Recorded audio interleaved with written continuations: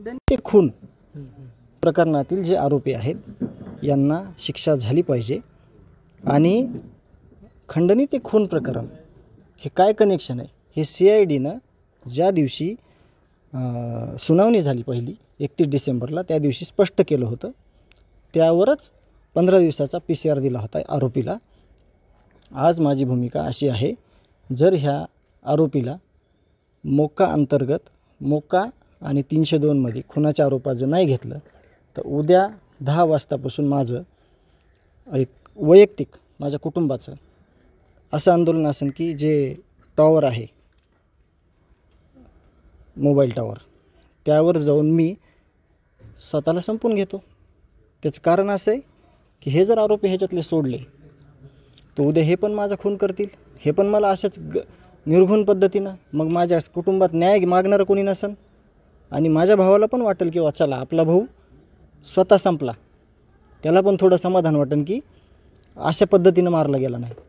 तर मी सगळ्यांना सांगतो की उद्या माझं 10 वाजता कुटुंबाचं टावरवर चढून मी मला संपून घेणार आहे। कोण कोणी आंदोलन सहभागी? माझं कुटुंब आहे। भीतीची भावना आहे? भीती आहे ना 100%, मी तेच सांगायलो आहे, मला भीती आहे ना। तुम्ही अजून पण लक्षात घ्या, खंडणी ते खून प्रकरण हा गुन्हा खंडणीतूनच झालेला आहे। हे खंडणी मागायलाच आले होते 6 तारखेला। 28 मे पासूनचा हे सगळे माझ्या भावाच्या मृत्यूपर्यंतचा सगळा कालावधी आहे तो खंडणीतूनच घडलेला आहे। तिथं काय हे दुसऱ्या वेगळ्या कामाला आलेले नव्हते। आणि जर मला न्याय भेटत नसेल, मला सगळी माहिती भेटत नसेल, मला सगळ्या ह्याच्यापासून दूर ठेवलं जात असेल मला आणि माझ्या कुटुंबाला, तर मी माझा स्वतःचा निर्णय घेतलेला बरा आहे। मी आणि माझं कुटुंबीय आम्ही उद्या हा निर्णय घेतो आहे।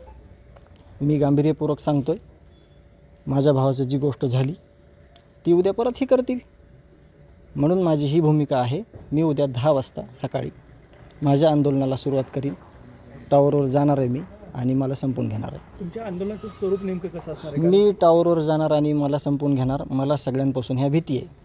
खंडणी ते खून प्रकरणातले आरोपी जे आहेत FIR वर तुमच्या, ते एकाला एक केलं आहे।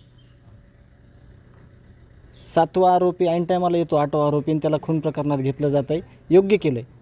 पण खंडणी ते खुनापर्यंतचे जे आरोपी आहेत पहिल्यापासूनचे त्याला जाणीवपूर्वक बाहेर काढलं जातं आहे। आम्हाला माहिती दिली जात नाही, गावकऱ्यांना दिली जात नाही, मला देत नाही।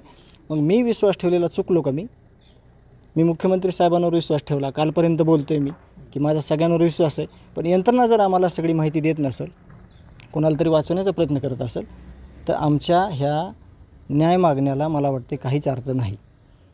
म्हणून मी गांभीर्यपूर्वक सांगतो आहे की माझं उद्या आंदोलन असेल आणि मी तो तुम्हाला आव्हान करतो आहे की माझं आंदोलन हे अशा गोष्टीनं होईल।